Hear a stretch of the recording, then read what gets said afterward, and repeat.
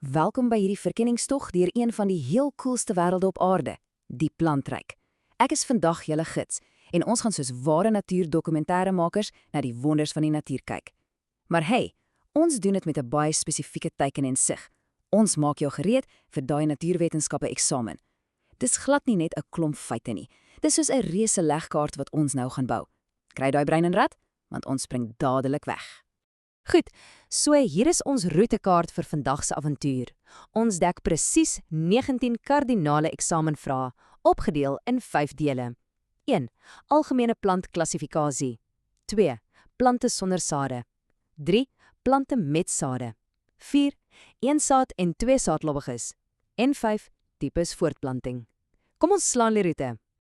Deel 1, algemene plantklassifikasie. Dis waar ons die absolute basis van die hele planneryk vaslê. Dink gou 'n bietjie hieroor. As jy in 'n massiewe woud staan, sien jy letterlik duisende verskillende plante. Hoe op aarde maak wetenskaplikes enigsins sin daaruit? Wel, dit bring ons by vraag 1. Volgens watter hoofkenmerk word plante geklassifiseer? Die antwoord is voortplanting. Dis die heel belangrikste skeidslyn. Spesifiek of daai plant sade het om te kan voortplant of glad nie. Dit verander alles. Wat ons direk by vraag 2 bring, in watter 2 hoofgroepe word die plantyryk dan verdeel? Jy kan dit waarskynlik nou al raai, of hoe. Die hele massiewe plantewêreld breek basies in 2 hooftakke op. Nommer 1, plante sonder sade, wat ons sommer ook sporedraande plante noem, en nommer 2, plante met sade. Hou daai groot prentjie in jou agterkop vir die eksamen, dis absoluut krities. Reg, ons beweeg na deel 2, plante sonder sade. Welkom in die antieke oerwoud. Kom ons klim nou op daardie heel eerste tak van ons plantstamboom, in 'n wêreld in wat letterlik miljoene jare oud is. Stel jou voor jy stap deur 'n donker, klam oerwoud. Vraag 3 vra dan, waar en hoekom produseer hierdie ou plante spore? Die antwoord lê eintlik weggesteek. Hulle produseer daai klein, byna stofagtige spore aan die onderkant van hul blare, net met die doel om voort te plant. As jy al ooit 'n varring omgedraai het en daai piepklein bruin kolletjies gesien het, ja nee, jy het direk na hul voortplantingsstelsel gestaar. Mindblowing, né? Goed, so vraag 4 is 'n lekker maklike een.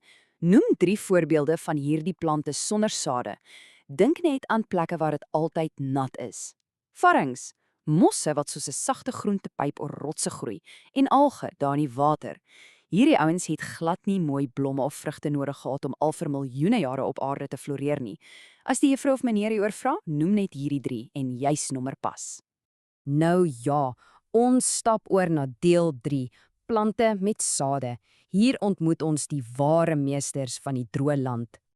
Ons los nou daai klam oerwoud so bietjie agter en kyk na hoe dinge heeltemal verander het. Vraag 5 is 'n groot een. In watter 2 groepe word plante met sade verdeel? Sien, die natuur het op 2 nogal briljante ontwerpe afgekom om sade veilig te hou. Aan die een kant het ons die gimnosperme, wat jou harde baard keeldraande plante is, en aan die ander kant kry ons die angiosperme, wat in wese al ons pragtige blomplante is. Kom ons loer eers na daardie gimnosperme. Vraag 6 vra reguit. Wat presies is 'n gimnosperm? Dis doeteenvoudig, maar regtig slim gebou. Dit is 'n keeldraande plant. In plaas van sagte soetvrugte, ontwikkel hierdie reuse bome se kosbare sade, veilig en stewig binne in harde keels, wat jy natuurlik as dennebolle ken. Hulle is letterlik gebou om taai te wees en enige weer te trotseer. Maar wag, nie alle keels is net dieselfde nie. Dit bring ons by vraag 7. Wat is die verskil tussen mannelike en vroulike keels? Wel, die mannelike keels is tipies reg klein en hul enigste werk is eintlik maar net om styfmeel te maak en dit in die wind in te gooi. En die vroulike keels, dis daai groot, stewige, houtagtige dennebolle wat ons gewoonlik optel. Dis juist dit waar die sade uiteindelik veilig ontwikkel. As jy nou buite rondloop, waar gaan jy hulle kry? Vraag 8 wil hê ons moet 3 voorbeelde van gimnosperme noem. Hier moet jy groot dink, majesteus. Dennebome is verseker die maklikste om te onthou. Dan is daar natuurlik ons eie inheemse broodsbome wat amper lyk of hulle direk uit die dinosaurus-era uitgestap het. En laastens, ons eie nasionale boom, die indrukwekkende geelhoutboom. Reg, vanaf die taaikeel stap ons nou in 'n wêreld vol kleur in. Vraag 9. Wat deksels is 'n angiosperm? Die antwoord, Dis heeltemal eenvoudig 'n blomplant. Terwyl die gimnosperm se sade dalk 'n bietjie blootgestel op so keel sit, werk die angiosperm op 'n heel ander vlak. Hul sade ontwikkel diep weggesteek binne in die vroulike deel van 'n blom, wat ons die vrugbeginsel noem.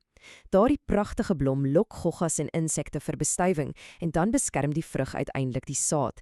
Dit is 'n absolute meesterstuk van evolusie. Vraag 10 vra vir 5 voorbeelde van angiosperme. En glo my, hulle is letterlik oral. Wat van ons eie nasionale blom, die protea? Of daai aalwyne in die tuin met hul helder oranje blomme? Rose natuurlik. Maar luister hierdie. Baie van die goed wat ons elke dag eet, kom ook van blomme af. So dinge soos mielies en boontjies is heeltemal angiosperme. Basies enige iets wat 'n blom en dan later 'n vrug of 'n peel maak, pas in hierdie boksie.